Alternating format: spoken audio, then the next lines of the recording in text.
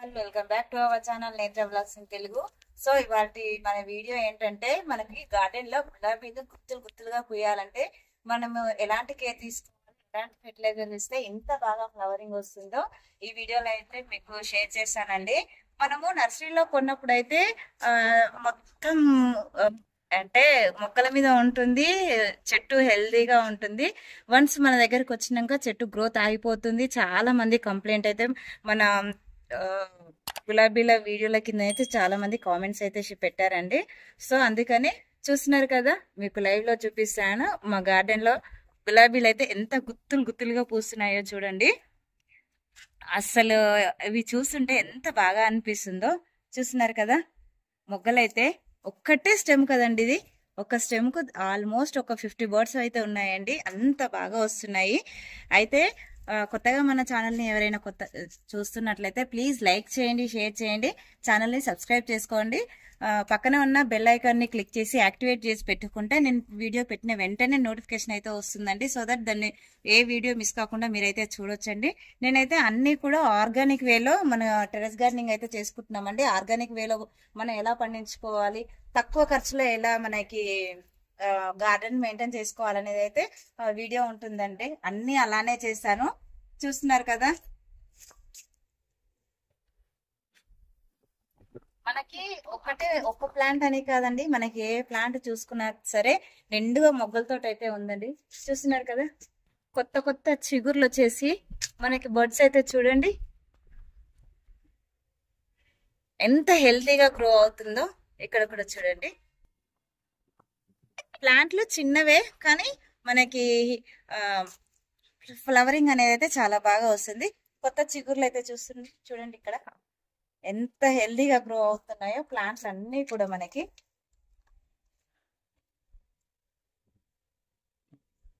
చూసారా, మనకి ఎప్పుడూ కూడా కొత్త చిగుర్లు వస్తూ ఉంటే ఫ్లవరింగ్ అనేది ఆటోమేటిక్ గా వచ్చేస్తుందండి. అయితే ఇప్పుడు నేను ఏం టిప్స్ పాటించానని అయితే మీకు ఈ వీడియోలో క్లియర్ గా మెన్షన్ చేస్తానండి. ఇక్కడ చూస్తున్నారు కదా, ఇది వచ్చేసి మెగ్నీషియం సల్ఫేట్ అండి, అంటే మనకి ఎప్సమ్ సాల్ట్. ఇంకా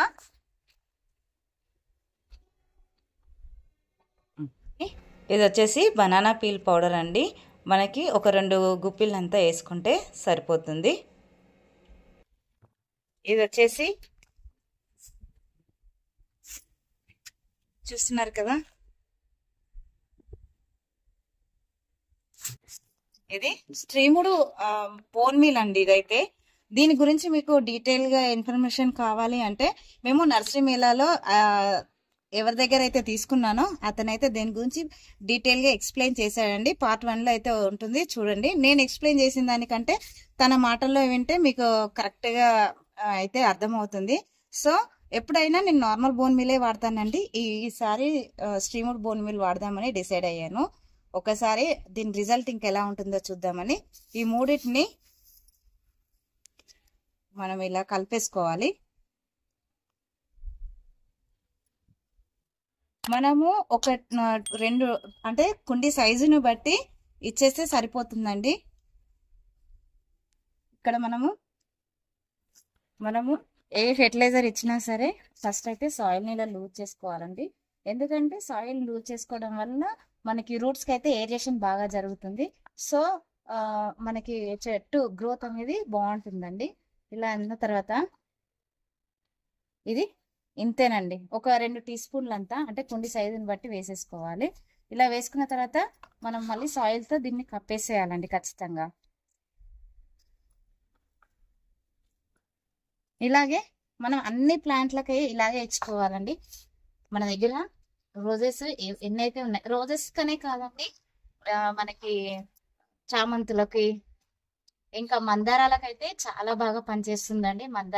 ఈ మనకి ఎవ్రీ 15 డేస్కి ఒక్కసారి ఇచ్చుకోవాలండి. మన చెట్టు గ్రోత్ ఆగిపోయినట్టు మీకు అనిపిస్తే ఈ 3 కలుపుకొని మనకి ఎవ్రీ 15 డేస్కి ఒకసారి ఇచ్చామనుకో చెట్టు గ్రోత్ అనేది రీస్టార్ట్ అవుతుందండి. చాలా బాగా గ్రోత్ ఉంటుంది మళ్ళీ. చూస్తున్నారు కదా, ఇంతే అండి. మన దగ్గర ఉన్న ప్లాంట్లు అన్నిటికి కూడా ఇచ్చేసుకోవాలి. మనము వీక్లీ వన్స్ అయితే ఏదో ఒక ఫెర్టిలైజర్ అంటే లిక్విడ్ ఫెర్టిలైజర్ అయితే ఇచ్చేసుకోవచ్చండి. మనం ఎక్కువగా బియ్యం కడిగిన వాటర్ ఇస్తూ ఉంటే చెట్టు గ్రోత్ అనేది చాలా గ్రీనరీగా తయారవుతుంది. ఇలాగేనండి ప్రతి ప్లాంట్ కి ఇలా ఇచ్చేసుకుంటే సరిపోతుందండి. ఐ హోప్ ఈ వీడియో మీకు నచ్చిందని అనుకుంటున్నాను. నచ్చినట్లయితే ఒక లైక్ చేయండి, షేర్ చేయండి, ఛానల్ని సబ్స్క్రైబ్ చేసుకొని మరిన్ని వీడియోస్ కోసం బెల్ ఐకాన్ని క్లిక్ చేయండి. Thank you for watching my videos.